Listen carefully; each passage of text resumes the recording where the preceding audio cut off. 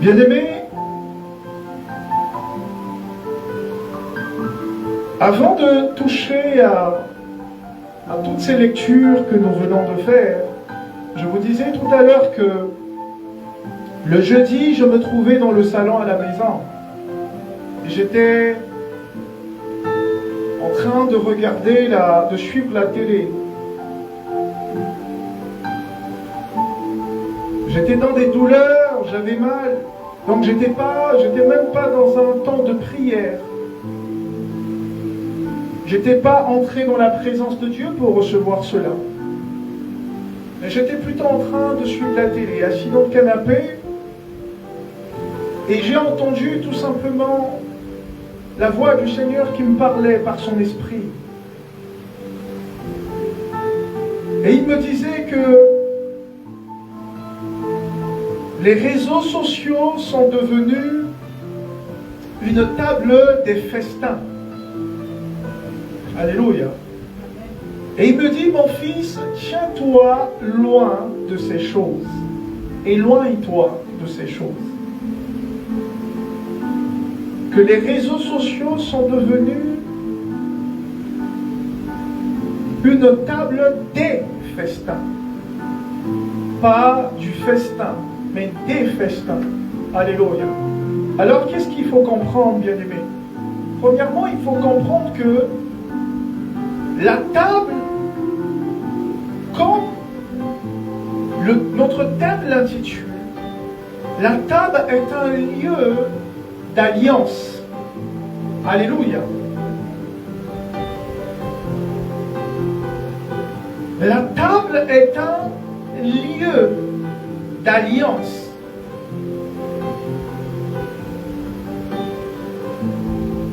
Ou encore, je peux vous dire que la table fait lieu d'alliance. Pour certains, vous allez voir que lorsqu'ils s'assemblent autour d'une table, c'est pour manger et boire comme l'Écriture nous l'a dit. Alléluia. Lorsque nous sommes assemblés autour de la table des festins, pas du festin, mais lorsque nous sommes assis autour de la table, vous allez voir que sur la table, il va y avoir sur la table des festins.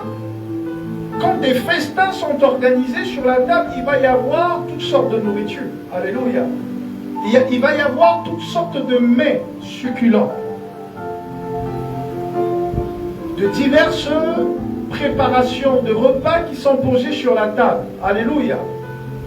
Et vous allez voir que quelle que soit la nature, autant pour moi, quelle que soit la nature même de ce festin, alléluia, quelle que soit la nature même de cette fête qui est organisée autour de cette table, il y aura diverses catégories ou encore genres de personnes qui vont venir s'asseoir autour de la table. Alléluia. Pour manger, pour participer au festin. La parole de Dieu dit que quand il y a eu le festin organisé dans la maison de Lévi, quand Jésus-Christ et ses disciples étaient venus s'asseoir dans la maison de Lévi, mais les publicains et les gens de mauvaise vie aussi étaient venus s'asseoir avec Jésus. Alléluia. Et vous allez comprendre que c'est l'exemple même des festins autour de la table que les hommes aiment organiser. Lorsque c'est le jour de ton mariage et que tu organises des festins, tu auras toutes sortes de personnes, alléluia, qui viendront s'asseoir autour de la table pour participer au festin que tu as organisé. Pendant que ce sera un festin pour donner honneur aux mariés, vous allez voir qu'autour de la table, il y aura toutes sortes de moralités. Quand je dis qu'il y a toutes sortes de personnes qui viennent s'asseoir, c'est qu'il y a diverses moralités. Pendant que certains seront là pour témoigner de la joie, de l'amour à l'égard, par exemple, des mariés, d'autres seront là aussi autour de la table pour critiquer. Alléluia. Certains apprécieront forcément les vêtements, l'organisation, le déroulement de la fête, mais d'autres l'apprécieront moins encore. Il y aura ceux qui vont apprécier les mets, ça veut dire que les repas qui sont présentés sur la table. Et il y aura aussi d'autres qui ne vont pas accepter cela. Il y aura toutes sortes de nourritures, et ces nourritures ne seront pas forcément au goût de tout le monde. Et parce que ces repas, cette nourriture ou ces nourritures ne seront pas au goût de tout le monde, il y aura toute forme de critique. Alléluia. Il y aura aussi de ceux-là qui viendront au festin uniquement pour leur ventre. Ils seront là pour manger. Ils seront là pour boire jusqu'à être ivres. Alléluia. Quand l'apôtre Paul parlait aux Corinthiens, il a dit que quand vous vous assemblez, ce n'est pas pour devenir meilleur, mais c'est pour devenir pire. Parce qu'il ne parlait pas là de la table de l'alliance. Alléluia. Il ne parlait pas là de la table du festin de l'agneau. Il y a une différence entre la table du festin et la table des festins. Alléluia. Vous allez comprendre cela. Quand vous vous assemblez, ce n'est pas pour devenir meilleur. Mais c'est pour critiquer, c'est pour calomnier. C'est pour détruire, c'est pour parler en mal. C'est pour juger, c'est pour condamner. Alléluia. Et quand le Seigneur, mon Seigneur me disait, regarde, les réseaux sociaux sont devenus une table des festins, où tous s'assemblent pour penser ce qu'il veut penser, pour dire ce qu'il veut dire. Alléluia. Les chrétiens viennent, chose étonnante, même ceux de l'église, même des chrétiens, viennent autour de la table des réseaux sociaux, autour de la table des festins, pour s'asseoir et se mettre à critiquer, à parler, à donner des avis, des opinions qui sont contraires à la parole de Dieu. Ils critiquent sans pour autant oublier, ils critiquent en oubliant, pardon, ce que la parole de Dieu déclare à l'égard de ces choses. Ce que la parole de Dieu dit à l'égard de ces choses. Qu'est-ce que nous devrions comprendre sur la table des festins? Là où tu vas t'asseoir avec d'autres personnes pour manger, pour boire, comprendre une chose. Cette table sur laquelle vous vous asseyez va devenir un lieu d'alliance. Alléluia. Est-ce que vous comprenez ce que je vous dis?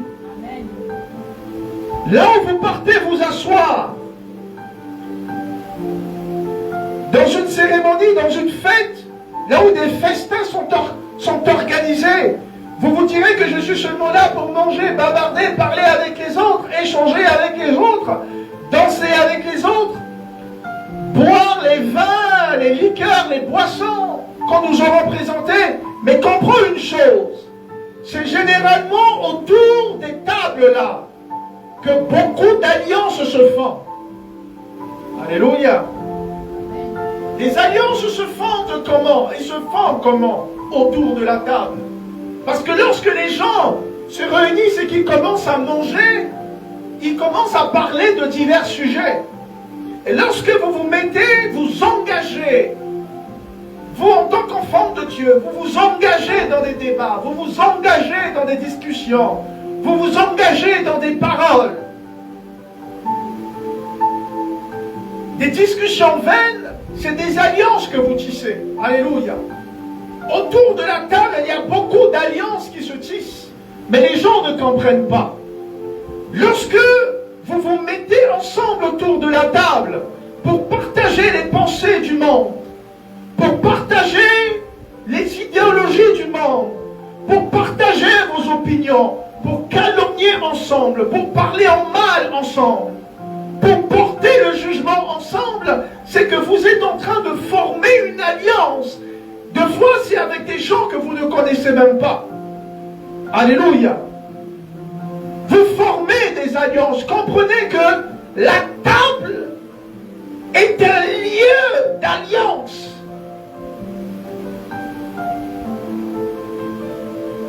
Ce n'est pas que pour le manger.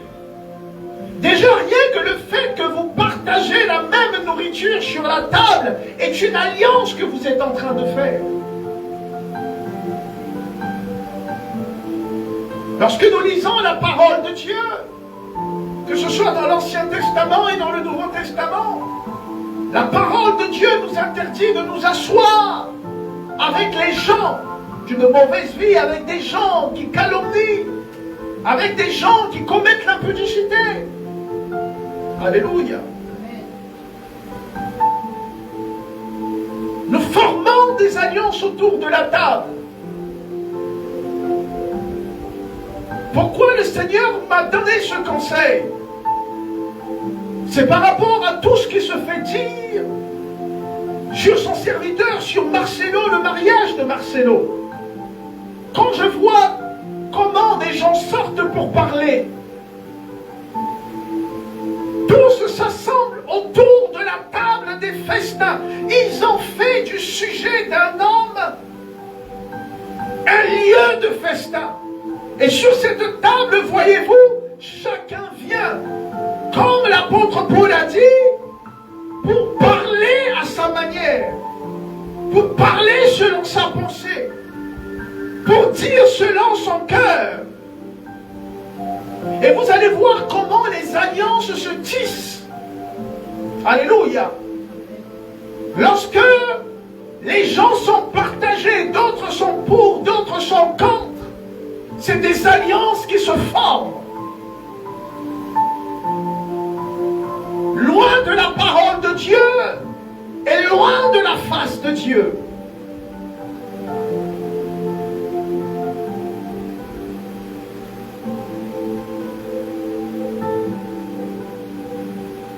Le Seigneur nous dit que nous devrions nous éloigner de ces choses.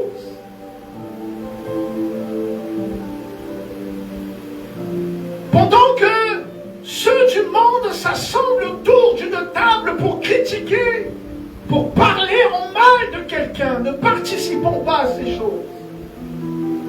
Ne nous adonnons pas à ces choses. L'Église, corps du Christ, reste le domaine sanctifié de Dieu. L'Église, corps du Christ, reste le domaine de la bénédiction de Dieu. Alléluia.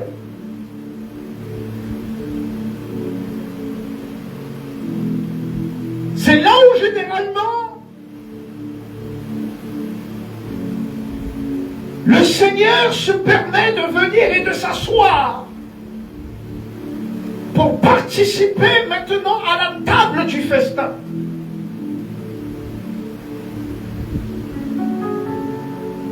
La différence entre la table du festin de l'agneau et la table des festins des hommes, c'est que lors des festins des hommes, vous avez toutes sortes de nourriture. Alléluia. Et vous verrez toutes sortes d'alliances qui vont se composer. Mais la différence avec la table de l'agneau, c'est qu'il n'y a qu'une seule alliance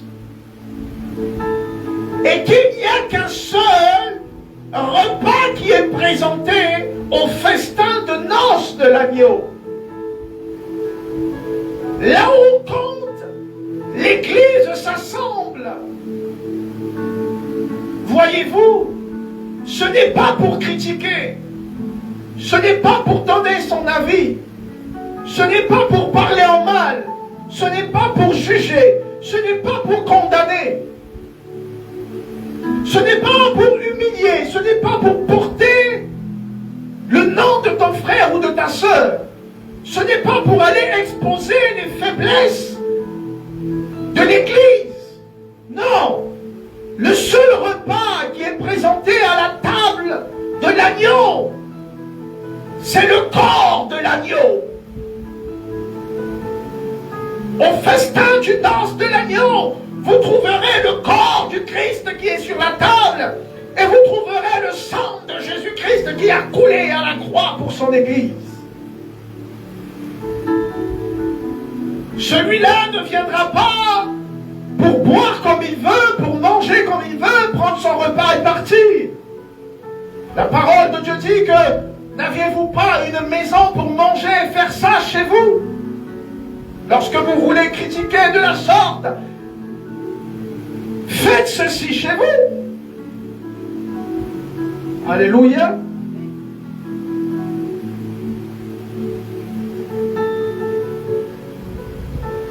Le dernier repas que Christ a donné à son Église, avec les apôtres,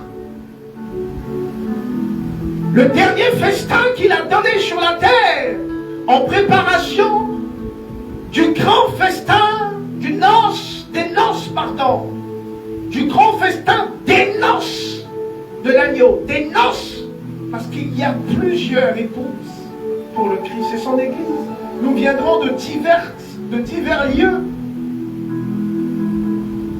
Des chrétiens de partout viendront.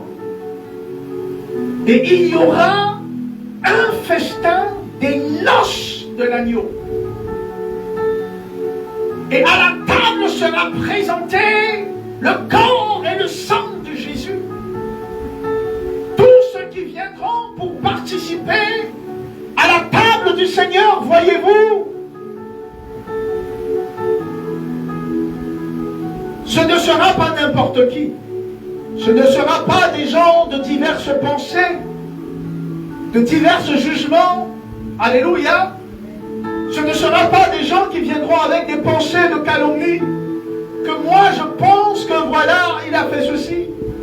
Que moi je pense que cela n'est pas normal. Non, moi je pense que cela est juste. Non.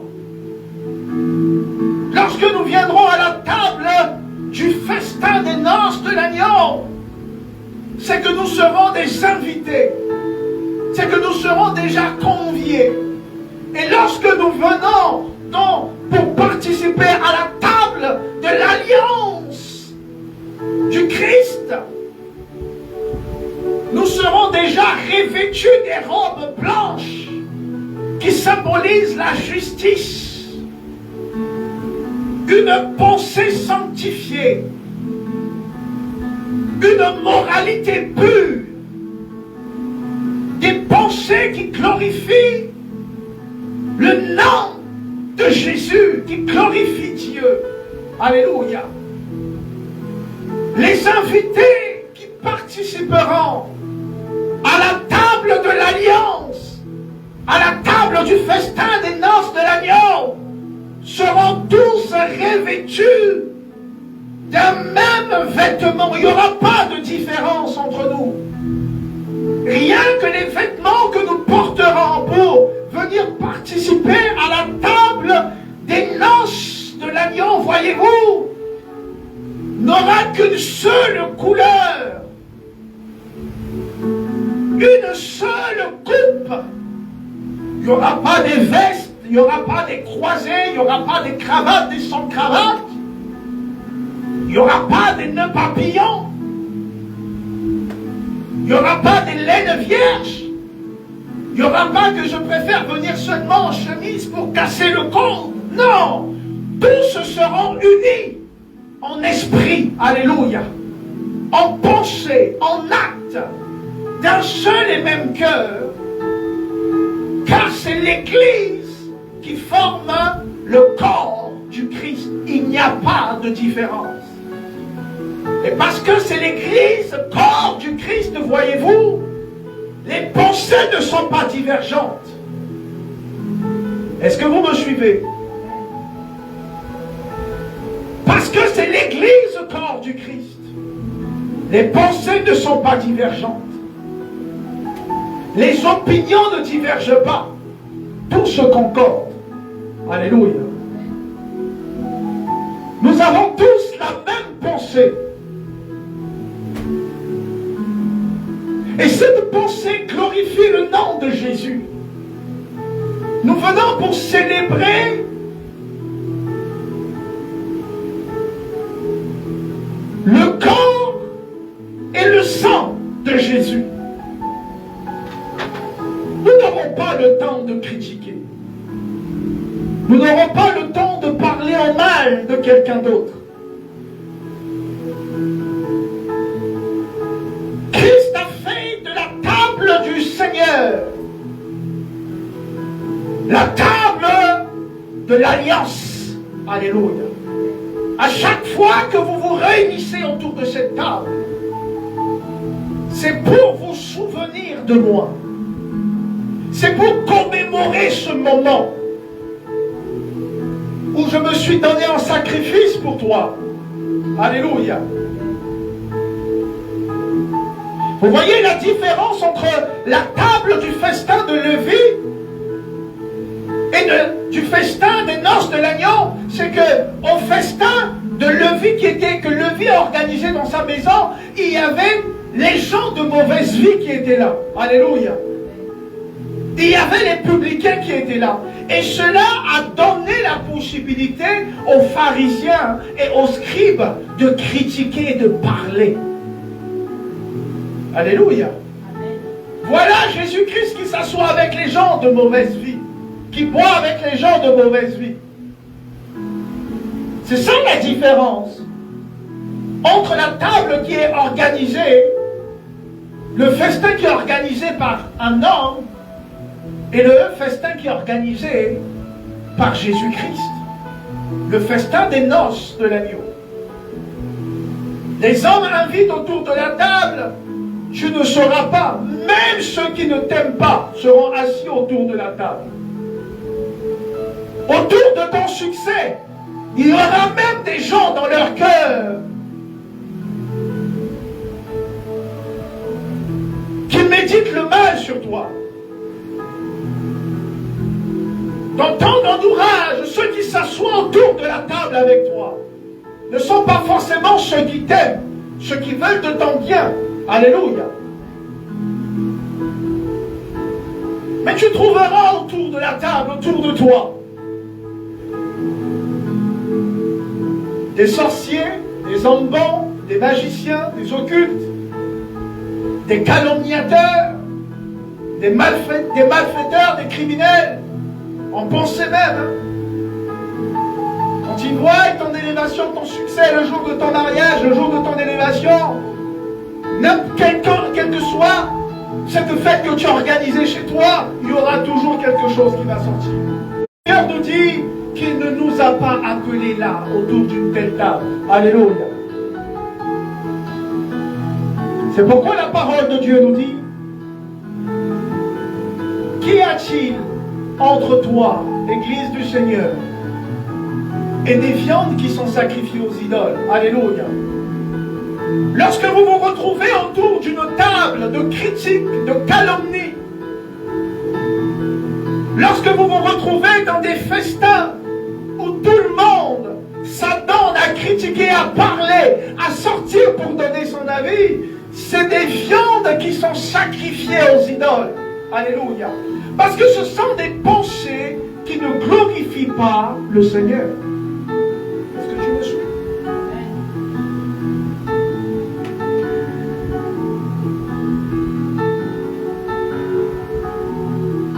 Ce ne sont pas des choses qui honorent Dieu.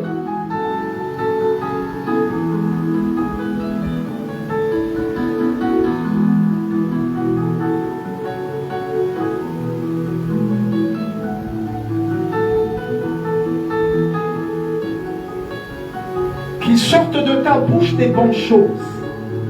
Alléluia. Des bonnes choses qui peuvent venir apporter le changement dans la vie de ton frère et de ta soeur. Qu'il sorte de ta bouche des paroles qui peuvent venir transformer la vie de quelqu'un. Qu'il sorte de ta bouche des bonnes paroles qui glorifient Dieu. Qu'il sorte de ta bouche de tes pensées et de l'abondance de ton cœur Des paroles qui viendront contribuer à la croissance de l'Église, à la croissance dans la foi d'une âme au Seigneur. Mais ne t'attends pas, Église de Dieu, à t'asseoir avec eux pour manger les aliments qu'on a sacrifiés aux idoles. Les paroles calomnieuses sont des aliments qui ont été sacrifiés aux idoles. La méchanceté fait partie des aliments qui ont été sacrifiés aux idoles. Les médisances, les pensées qui ne glorifient pas Dieu. Ce n'est pas le rôle de l'Église. Quand l'Église du Seigneur s'assoit autour de la table de l'Alliance, c'est pour glorifier le nom du Seigneur. C'est pour honorer la mémoire du Seigneur. C'est pour sanctifier ce moment. C'est pour élever la grandeur de Jésus à travers nos paroles, à travers nos actes, qui sont des actions de grâce, à travers nos pensées. Nos paroles deviennent des forces pour soutenir l'autre. Nos paroles deviennent des prières pour fortifier la marche de l'Église. Alléluia. Ceux qui s'assoient sur la table des festins du monde ne contribuent pas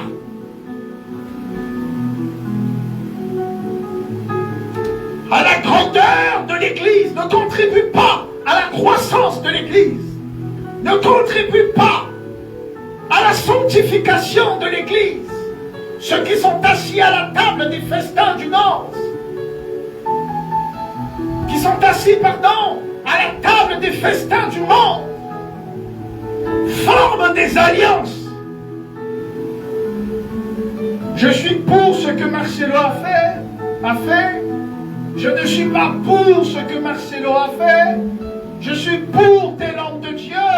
Je ne suis pas pour. Mais qui es-tu pour juger un serviteur de Dieu?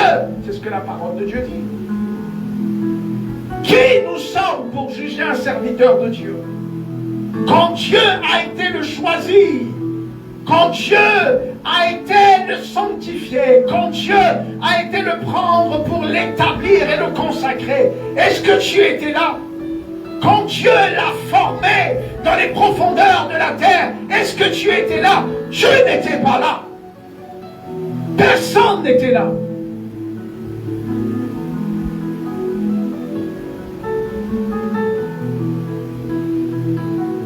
La parole de Dieu dit, qui es-tu? Avec des viandes sacrifiées aux idoles qui restent encore dans vos dents et dans vos bouches, c'est pour la calomnie. C'est pour former des alliances pour détruire l'Église de Dieu. Ce n'est pas notre rôle de parler et de critiquer en mal un serviteur de Dieu.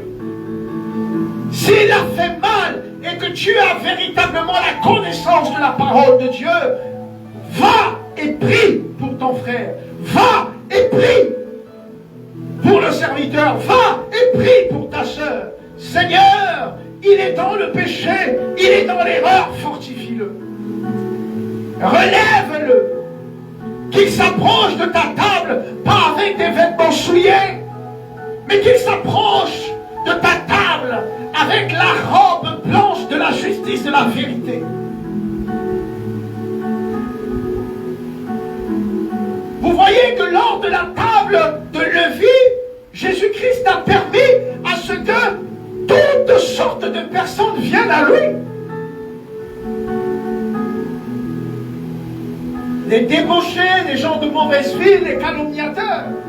Christ a permis que lors de la table des festins du monde, que tout le monde puisse venir. Parce que c'est l'image préfigurative de l'amour que Christ, alléluia, voulait donner à l'humanité. l'humanité, que je viens sur la terre pour mourir pour vous. Mais vous allez voir que lors du festin des noces de l'agneau, tous ceux qui ont participé à la table chez Lévi, les publicains, les gens de mauvaise vie, ils ne pourront plus participer à la table de l'agneau. Est-ce que vous trouvez ça étrange? Sur la terre, Jésus-Christ a accepté de manger et de boire avec les gens de mauvaise vie. Mais quand vient la table de l'alliance, il ne permettra plus que n'importe qui vienne s'asseoir à sa table. C'est la différence. Les calomniateurs n'auront point leur place. Les médisants n'auront point leur place. Ils n'auront plus leur place. Ceux qui luttent contre leurs frères n'auront point leur place. Ça sera une église sainte. Ça sera une église sanctifiée. Ça sera une église revêtue de la robe blanche du salut de l'agneau, qui viendra s'asseoir autour de la table du festin des noces de l'agneau. Et autour de cette table, il n'y aura pas d'autres alliances qui pourront être tissées. Parce qu'il n'y aura pas d'aliments sanctifiés aux idoles. Il n'y aura pas d'aliments sanctifiés aux démons. Il n'y aura pas de calomnie, il n'y aura pas de méchanceté. Autour de la table de l'alliance, il n'y aura que l'amour de Dieu manifesté en Jésus-Christ. Il n'y aura que la joie, il n'y aura que la paix, il n'y aura que la réjouissance autour d'une seule et véritable alliance qui est ce que Christ a accompli à la croix, sa mort et son sang et sa résurrection. Les pensées ne seront plus les pensées du monde. Les pensées ne seront plus les pensées de calomnie, de guerre entre frères. Les pensées ne seront plus les pensées de critique, que moi je suis pour un tel, moi je suis pour l'autre. Je suis pour Paul, moi je suis pour Pierre, moi je suis pour Sakila Gérard, je suis pour Pasteur Maël Brice, pour Ferema, pour Maman Maggie. Non, nous appartiendrons tous à Jésus-Christ. Parce que nous sommes l'église du Seigneur. Tu n'appartiendras pas au révérend Parfum Zanga. Tu n'appartiendras pas à une dénomination. Tu ne formeras pas une alliance. Non, je ne peux pas aller te fréquenter parce qu'il faut suivre le protocole. Non, je ne peux pas me lever pour aller m'assembler avec vous et rendre culte à Dieu parce que mon père spirituel ne me le permet pas. Mais ton père spirituel n'a pas formé l'alliance avec l'église du Seigneur. Les dénominations n'ont pas formé l'alliance avec l'église du Seigneur. Ton père spirituel n'est pas celui qui a établi l'alliance avec toi. C'est Christ qui a établi l'alliance avec toi. Christ a établi son alliance avec son Église. Bien-aimés, il faudrait que nous voyions la grandeur de ces choses. Tu ne peux pas te lever pour aller visiter ton frère en Christ, aller prier avec lui, aller le fortifier. Tu ne peux pas venir donner un coup de main dans l'église du Seigneur, parce que là-bas, il y a des règles, il y a des protocoles. Quand je dois me lever pour aller te voir, il faudrait que je demande à mon pasteur. Parce que le protocole me l'interdit, c'est pas dans le protocole. Mais quel protocole? Montrez-moi là où le protocole est écrit dans la parole de Dieu. Que pour que tu ailles fréquenter ton frère, il faut que ton pasteur te donne l'autorisation. que les églises ne peuvent pas se rassembler, se réunir ensemble pour rendre culte à Dieu.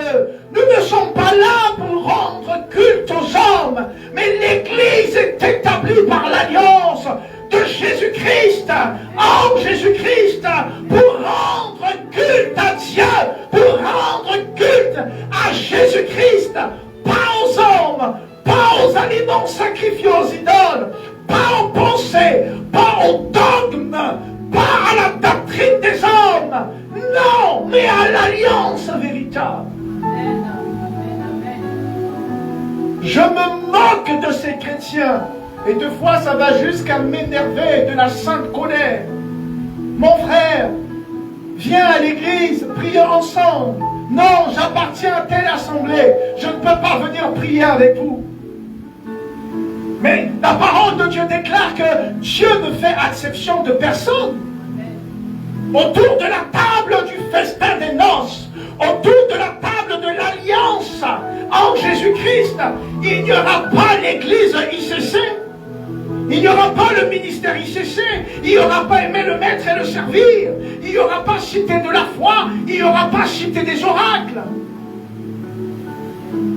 Il n'y aura pas mission foi évangélique et victoire. Mais ce sera un royaume et des sacrificateurs pour la gloire de Dieu en Jésus. Amen, amen, amen. Il n'y aura pas de différence entre nous pour ne pas que quelqu'un se permette encore de critiquer son frère, de parler en mal de son frère, de dire des choses qui ne glorifient pas le nom du Seigneur. Non. Nous n'avons pas le temps de ces choses. Christ est en train de préparer la véritable Église. Et il n'y a que l'esprit de vérité qui se manifeste dans la vie de la véritable Église corps du Christ. Je n'ai pas le temps d'aller sur les réseaux sociaux pour critiquer le pasteur Marcelo, pour critiquer sa femme. Et chose que vous ne comprenez pas, c'est que personne ne vous a donné l'autorité. Personne ne vous a donné le pouvoir. Personne ne vous a donné le droit de juger un serviteur de Dieu. Les personnes sur lesquelles vous parlez, vous médisez, sont des gens qui ont été appelés. Parce que la parole de Dieu déclare que le jugement commencera de l'intérieur. Laissez Dieu commencer son jugement de l'intérieur. Seul Dieu sait qui est véritable et qui ne l'est pas. Nous sommes tous des pécheurs. La parole de Dieu déclare que toute notre justice est comme un vêtement souillé devant Dieu. Car tous sont péchés, sont privés de la gloire de Dieu. Mais nous sommes gratuitement justifiés. Alléluia. En Jésus-Christ, par l'alliance que Christ a faite. Alléluia. En mourant à la croix. Je n'ai pas l'autorité nécessaire pour dire que ce que Marcelo a fait est bien ou pas. Qu'il ait le droit de se remarier après 3 mois, après 6 mois, après 1 an. C'est sa relation avec son Dieu.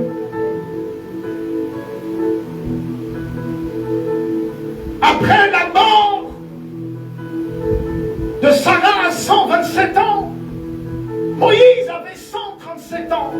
C'est ce nom que Dieu lui avait mis à cœur qu'il a fait après la mort de sa femme pour se remarier avec Kétourou.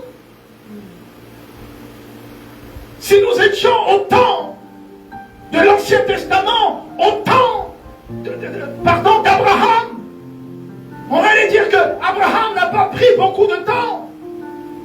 Abraham aurait dû attendre 5 ans, 6 ans, 10 ans. Parce que c'est pas en 127 ans de relation.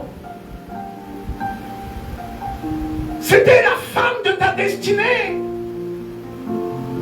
Tu ne pouvais pas vite te remarier. En plus, c'est ta femme de destinée. Vous avez vieilli dans la destinée.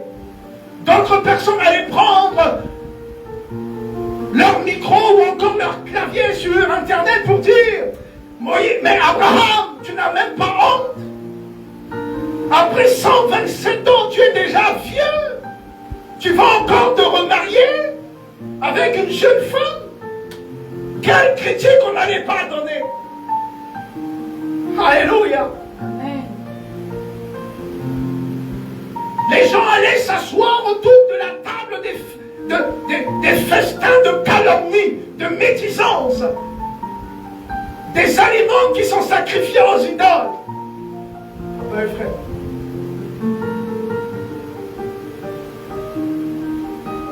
Ils allaient s'asseoir autour de la table de leur alliance pour commencer à parler en mal d'Abraham. Oh, Abraham, après 127 ans d'amour avec Sarah,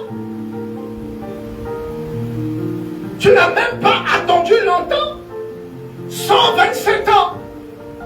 Tu as attendu seulement un peu pour aller chercher une jeune femme qui est tout là, pour continuer encore. Qu'est-ce qu'on n'allait pas dire? C'est un faux serviteur de Dieu. Ça ne nous regarde pas. C'est son alliance avec son Dieu. Lorsque tu t'approches de la table de l'alliance en Jésus, ne critique pas. J'ai entendu qu'il s'est marié, gloire à Dieu, que le nom du Seigneur soit béni. J'ai entendu qu'il a décidé de rester veuf, que le nom du Seigneur soit glorifié, puisse le Saint-Esprit le fortifier dans son veuvage. Alléluia. À chacun, le don de Dieu a été donné de se manifester de différentes manières. Alléluia. Amen. Si j'ai la capacité de m'abstenir aujourd'hui dans la continence et de rester sans femme, même quand je brûle dans mon corps et que les désirs de la chair se manifestent en moi, ce n'est pas des démons, non, c'est comme ça que Dieu nous a conçus. La chair a ses désirs. Dieu a conçu notre organisme ainsi, pour que notre organisme puisse brûler à celui qui ne peut pas se contenir. La parole de Dieu dit, à celui qui brûle à l'intérieur de lui qu'il se marie. Alléluia. Donc vous allez comprendre que le mariage n'est pas seulement le seul fait de s'aimer. Alléluia. Amen. Mais le mariage aussi, c'est par rapport au désir de la chair, au désir sexuel, que celui qui ne peut pas se contenir, qu'il se marie. C'est ce que la parole de Dieu déclare. Si tu vois que tu peux te contenir dans ta chair, et ça, ce n'est pas par ta force, c'est la grâce de Dieu, c'est le don gratuit de Dieu, que Dieu t'a donné, que tu aies la capacité de vivre dans la continence. Ce n'est pas donné à tout le monde. Alléluia. Que tu sois un serviteur de Dieu, que tu aies l'onction de Dieu sur toi. Quand dans ta chair tu ne peux pas te contenir, marie-toi, trouve-toi une femme et demeure avec cette femme. Quand tu peux te contenir, comme l'apôtre Paul, et comme l'apôtre Paul l'a dit, alors préfère rester seul dans ta continence et sers le Seigneur. Le célibat n'est pas une malédiction, n'est pas un démon. Sinon Paul serait possédé. Alléluia. Et que Paul aurait des problèmes.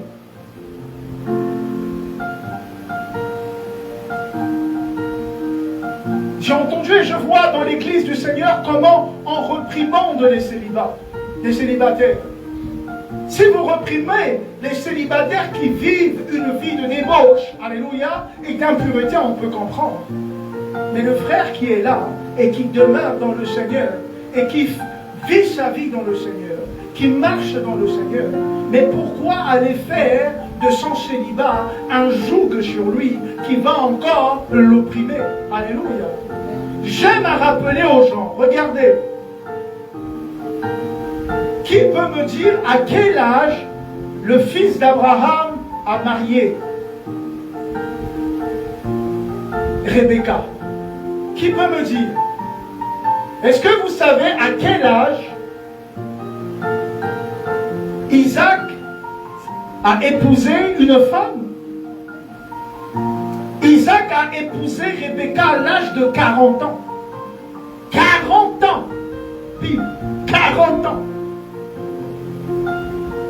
Il n'avait jamais vu Rebecca. Est-ce que vous m'écoutez? Il n'avait jamais vu Rebecca.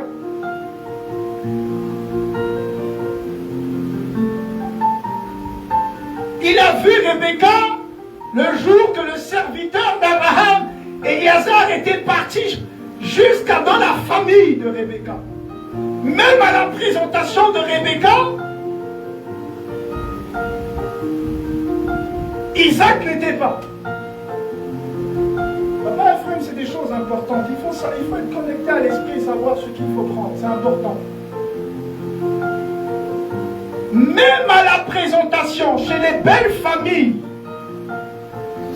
de Rebecca, quand le serviteur d'Abraham était parti là-bas pour prendre Rebecca,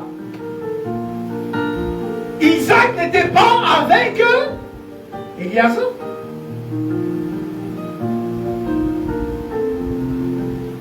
Alléluia. Il est allé seul. Les pourparlers, il a fait seul. Il a négocié seul. La seule personne qui a accompagné le serviteur d'Abraham, c'était Dieu. Parce que Abraham a dit que l'ange de l'Éternel marche devant toi pour faire réussir ton voyage. Il est parti, il a négocié la femme. Le jour que Isaac a vu sa femme, c'est quand il a vu le retour du serviteur de son père sur le chameau. Rebecca n'avait pas encore son visage voilé. Rebecca n'avait jamais vu et ne connaissait même pas Isaac. Le jour qu'ils sont arrivés, elle a posé la question. Parce qu'elle aussi l'a vu. Elle a vu un bel homme, un beau garçon qui était là-bas. Elle s'est retournée, elle a dit au serviteur d'Abraham, il a dit, mais qui est ce jeune homme? Il a dit, mais c'est lui. C'est celui que Dieu a destiné pour toi, c'est ton fiancé. C'est là qu'elle va prendre. Et Isaac aussi l'a vu. Isaac a dit, ça c'est mon goût ça. Et le visage, la forme. Non, papa Abraham, tu as fait le bon choix. La parole de Dieu dit que le même jour où Rebecca est arrivée, c'est quand ils se sont rencontrés que Rebecca va maintenant se voiler le visage. Isaac, c'est pas moi qui le dis, Isaac va prendre Rebecca et la faire entrer dans la tente de Sarah, sa mère. Quand tu prends une femme et que tu la fais entrer dans la maison, c'est pour faire quoi?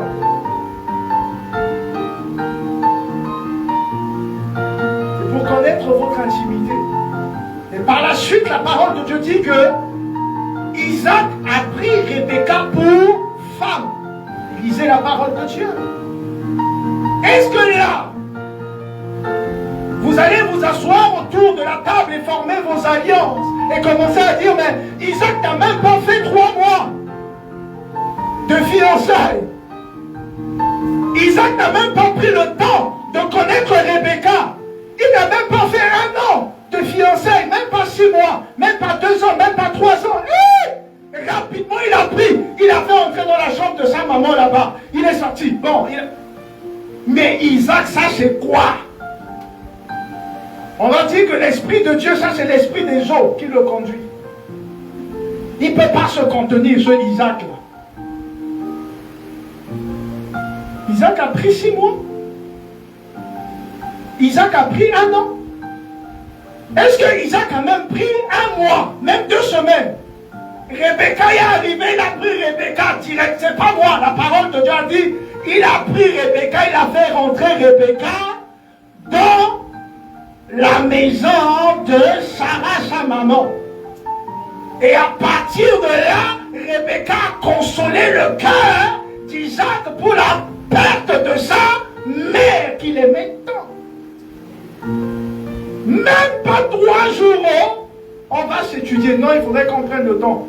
Non, les gens font en fonction de ce que Dieu a mis dans leur cœur. Quel est ton problème à toi d'aller, est-ce que tu l'as? Mais c'est quoi? Qu'est-ce qui te regarde dedans? Alléluia.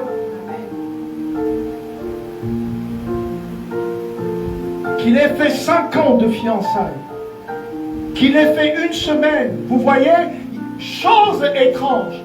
J'entends même beaucoup de témoignages des gens du monde, hein, des païens, alléluia, des gens qui ne sont même pas en Jésus, qui se sont rencontrés. Ils utilisent le terme coup de foudre. Le même jour, ils se sont plus, le lendemain, ils se sont mariés, ils vieillissent ensemble, ils ont des enfants ensemble, et leur amour perdure. Mais quand c'est l'église du Seigneur, il faut que ça parle, il faut que ça critique. Chacun doit donner son avis, même quand ça ne glorifie pas Dieu. Quand Dieu n'est pas là. Alléluia. Oh, le Seigneur est merveilleux. Le Seigneur m'a dit, là où les gens sont réunis, sans la présence du Seigneur, il y a toutes sortes d'infamies, toutes sortes de flétrissures sociales. Est-ce que vous comprenez?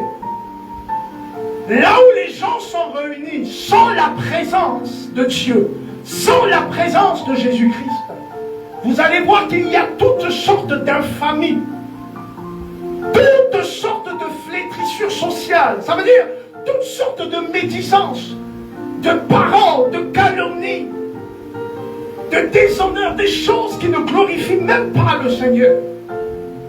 Là où quand il n'y a pas l'Esprit de Dieu. C'est pourquoi Dieu lui-même dit, quand 2 ou 3 s'assemblent en mon nom, je suis parmi eux. Quand on s'assemble pour Dieu, dans le nom de Dieu, il est là. Il est là. Bien-aimé, cessons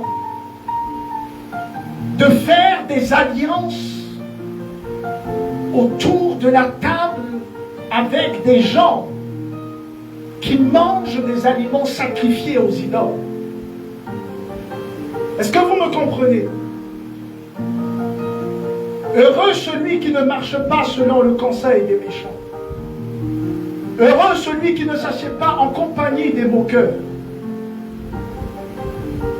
en compagnie des pécheurs, mais qui trouve son plaisir dans la loi de l'Éternel, dans la parole de Dieu, et qui la médite jour et nuit. Alléluia. Une telle personne est comme un arbre planté près d'un courant d'eau, et qui donne ses fruits en sa saison.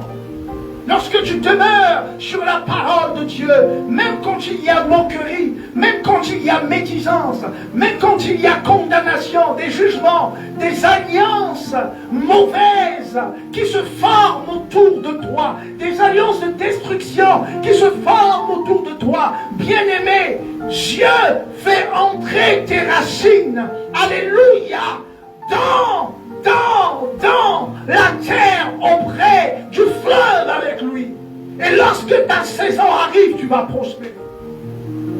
Le mariage va arriver. L'élévation va arriver. La guérison va se manifester. Le miracle va se produire. Tout ce que Dieu a prévu pour toi va s'accomplir.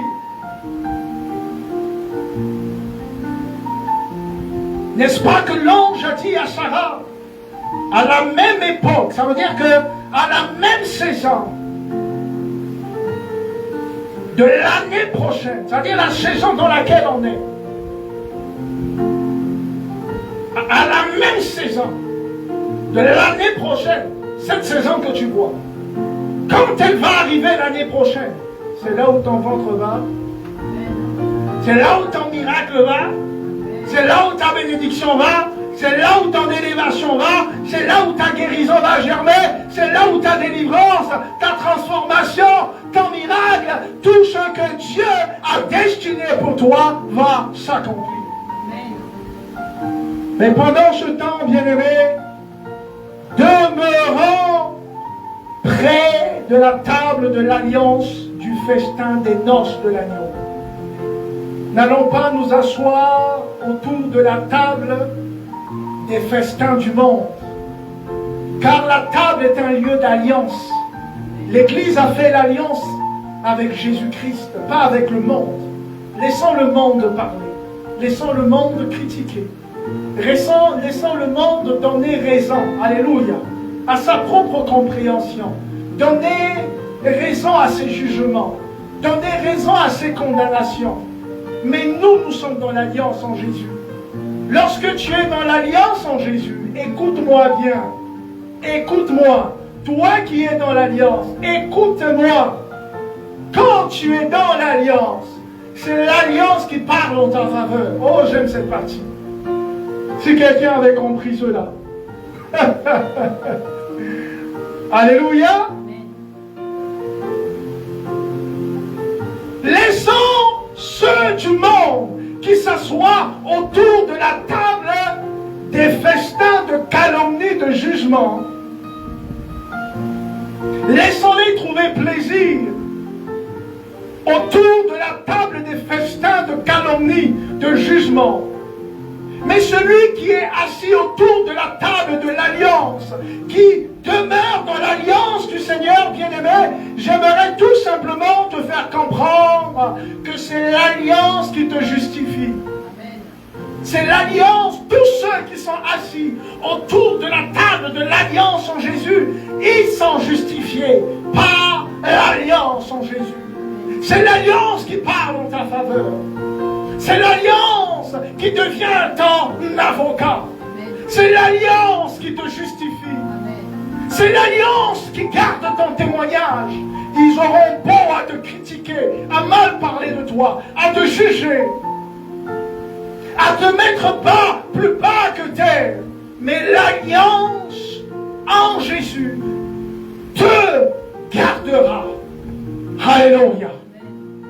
La table de l'alliance est sanctifiée. La table de l'alliance est glorifiée. La table de l'alliance est élevée. Merci Seigneur pour ce conseil. À partir d'aujourd'hui, pour conclure, il est déjà 18h10, moi qui disais que je ne parlerai pas beaucoup. Seigneur, merci pour la force que tu m'as donnée, que tu as donnée à mon dos. Je sais que je suis en train de rétablir petit à petit. La guérison est déjà là. Merci Seigneur. À partir d'aujourd'hui, peuple de Dieu, l'Église du Seigneur, utilisant les réseaux sociaux comme un outil d'évangélisation.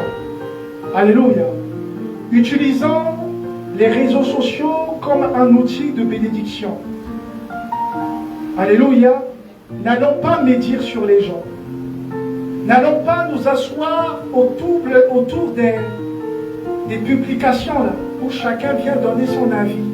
Je vous dis que c'est des aliments qui sont sacrifiés aux idoles. Ne mangez pas, ne participez pas à cela. Apprenez, voyez et passez. Et la chose qui m'a beaucoup frappé, j'aimerais vraiment prendre l'exemple de ce frère, le pasteur Marcelo. C'est pas que je suis en train de prendre sa défense, non. Mais moi, je suis pour la parole de Dieu. Alléluia. Je ne suis pas là pour critiquer ce temps.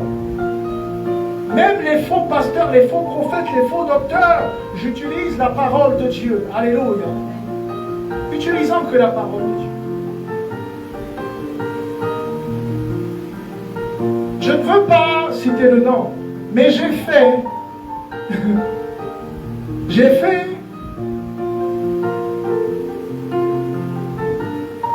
cet acte-là.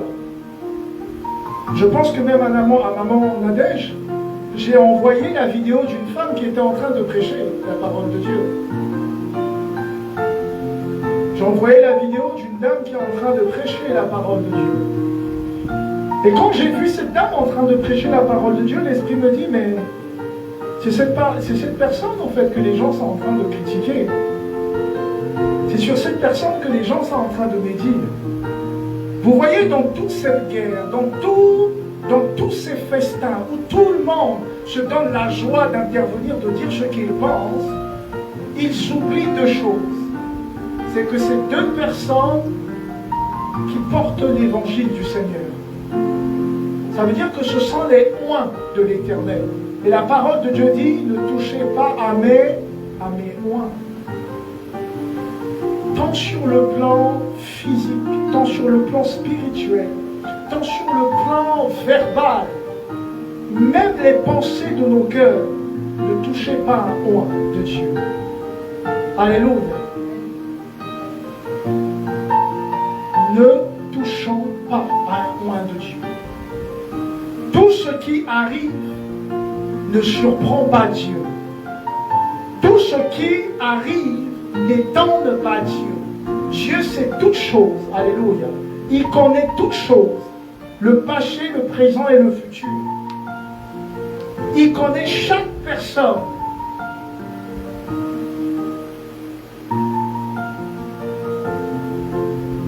Il connaît les œuvres de tout un chacun. Qui est dans la vérité et qui ne l'est pas. Et au jour de l'avènement du Fils de l'homme, tout sera exposé. Moi, je continue de prier pour ma vie. Je continue de prier pour mon élection au ciel. De fois à cause de la colère ou à cause des mauvaises choses que j'ai faites ou encore dans ma chair ou quelquefois où j'ai désobéi à la parole de Dieu. Quand le Seigneur me fait comprendre cela, je me retourne comme ça, je vois comment c'est sale. Je pleure et je rappelle à Dieu, j'ai dit, Seigneur, souviens-toi de moi à cause de ton amour. Merci de ce que tu ne gardes pas le souvenir de mes iniquités. Parce que c'est tellement sale que même moi j'ai envie de vomir. Je continue de prier pour mon élection. C'est pas parce que je prêche l'évangile que je suis meilleur que quelqu'un. C'est pas parce que je prêche la parole de Dieu que je suis plus juste que quelqu'un. Nous sommes justes quand Dieu décide que nous sommes justes. Nous sommes justes à travers le sang de Jésus qui nous sanctifie et qui parle en faveur de nous. Alléluia. Auprès du Père. Que le Seigneur nous aide. Alléluia. Et c'est pourquoi j'aimerais te dire, à partir d'aujourd'hui, participe à la table de l'alliance en Jésus. Participe à la table du festin des noces de l'agneau. Mais ne participe pas aux tables des festins du monde, à l'alliance, à la table des alliances du monde. Ça va te détruire.